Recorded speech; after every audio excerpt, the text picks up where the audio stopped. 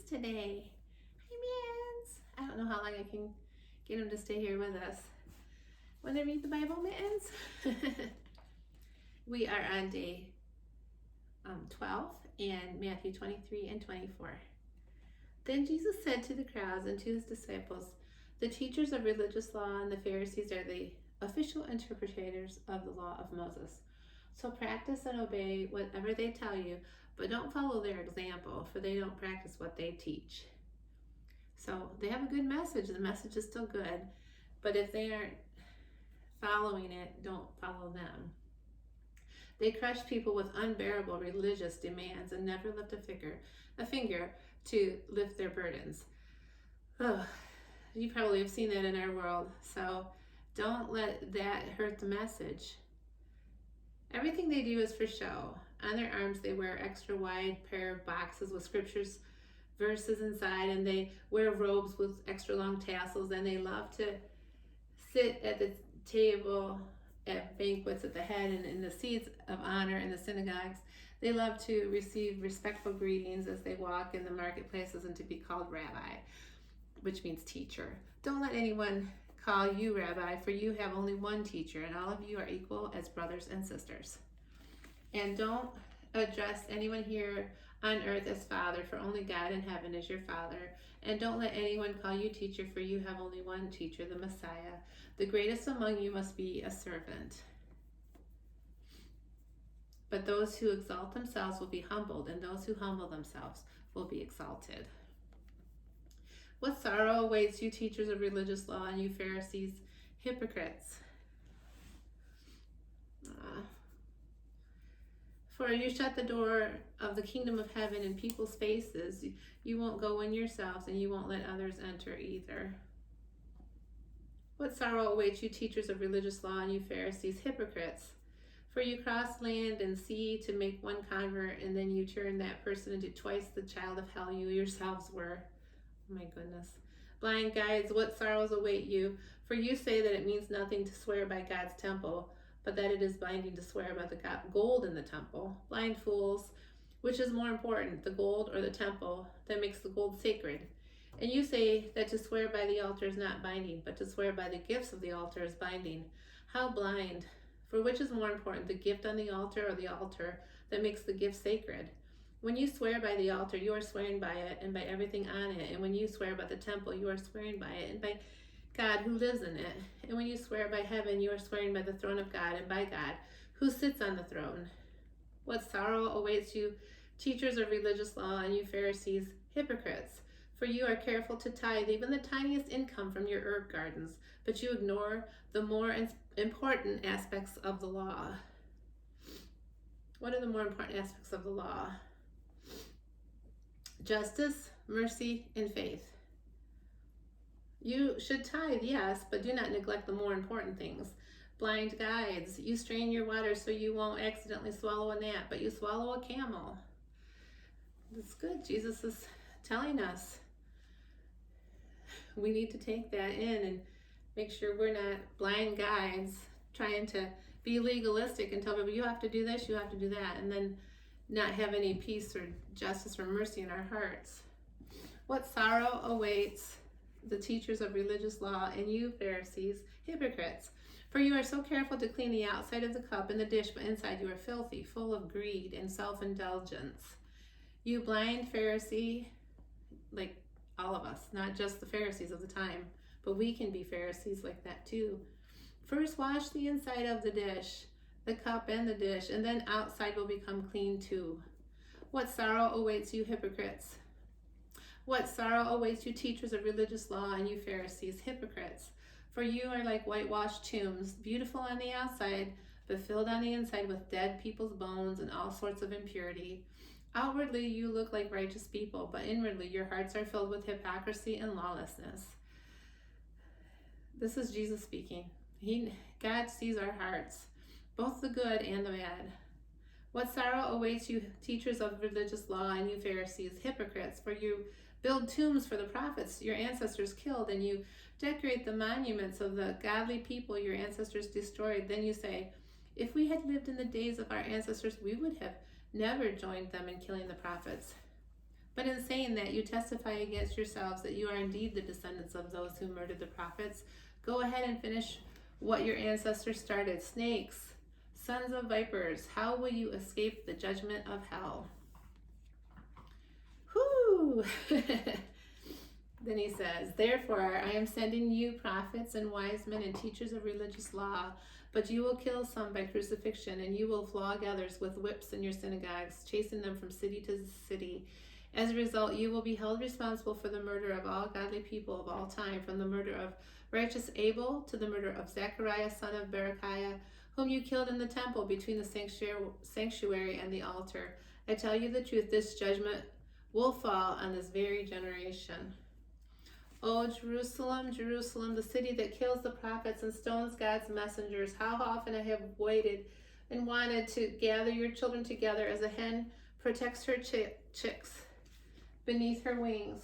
But you wouldn't let me, and now look, your house is abandoned and desolate. For I tell you this, you will never see me again until you say, blessings on the one who comes in the name of the Lord. Chapter 24. Whew. As Jesus was leaving the temple grounds, his disciples pointed out to him the various temple buildings, but he responded, do you see all these buildings? I tell you the truth, they will be completely demolished. Not one stone will be left on top of the other. Later, Jesus sat out on the Mount of Olives. His disciples came to him privately and said, tell us, when will all this happen? What sign will signal your return and the end of the world? Jesus told them, don't let anyone mislead you, for many will come in my name claiming I am the Messiah. They will deceive many, and you will hear of wars and threats of wars, but don't panic. Don't panic when you hear of wars and rumors of wars. Yes, these things must take place, but the end won't follow immediately. People are always like, oh no, it's the end times because there's all these wars and earthquakes and stuff. But Jesus said, don't panic. So we know this is going to happen. So there's nothing to be all worried about. It's the part of how it progresses. Nation will go to war against nation and kingdom against kingdom. There will be famines and earthquakes in many parts of the world. But all this is only the first of the birth pains, with more to come.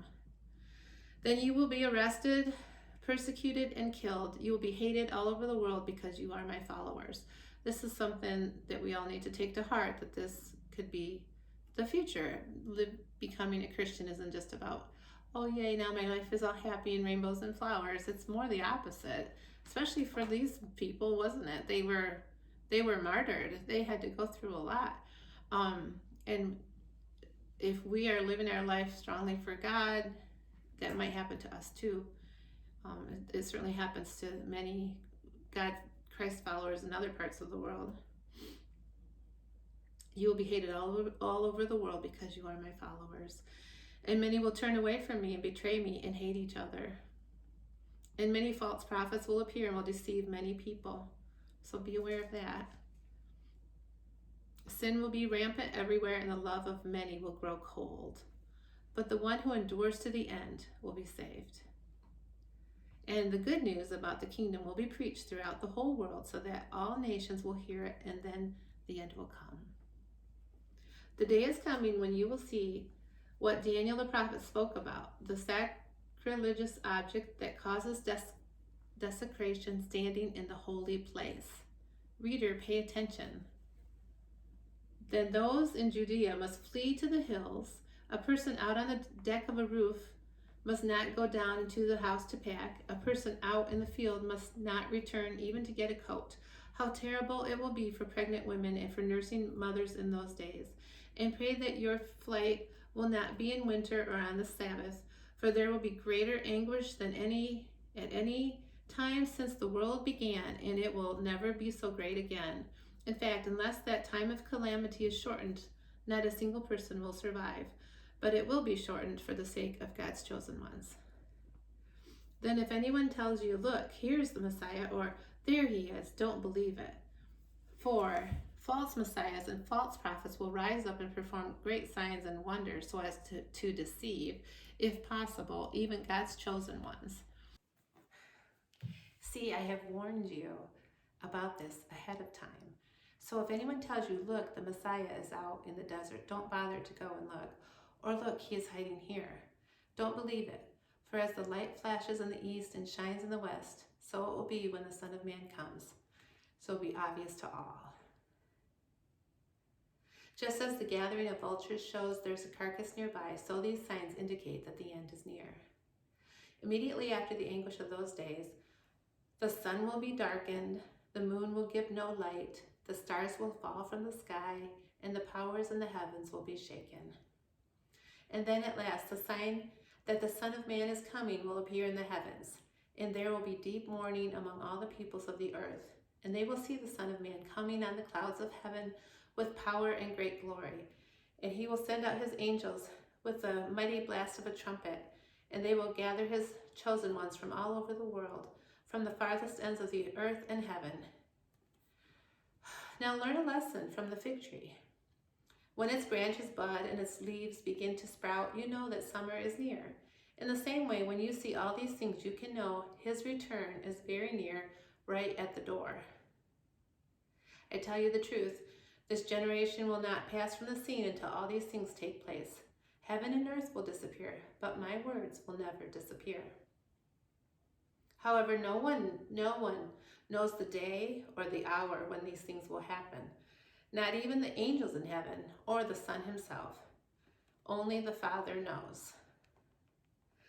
When the Son of Man returns, it will be like it was in Noah's day. In those days, before the flood, the people were enjoying banquets and parties and weddings right up to the time Noah entered his boat. People didn't realize what was going to happen until the flood came and swept them all away. That is the way it will be when the Son of Man comes, when he returns. He hasn't left yet in the story, but he will be returning. 2 men will be working together in the field. One will be taken, the other left. 2 women will be grinding flour at the mill. One will be taken, the other left.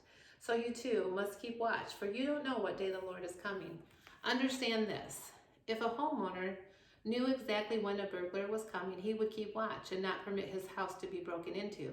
You must be ready all the time, for the Son of Man will come when least expected. A faithful, sensible servant is one to whom the master can give the responsibility of managing his other household servants and feeding them. If the master returns and finds that the servant has done a good job, there will be a reward. I tell you the truth, the master will put that servant in charge of all he owns. But what if the servant is evil and thinks, my master won't be back for a while? And he begins beating the other servants, partying and getting drunk.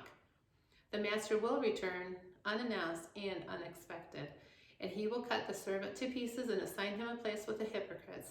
In that place there will be weeping and gnashing of teeth.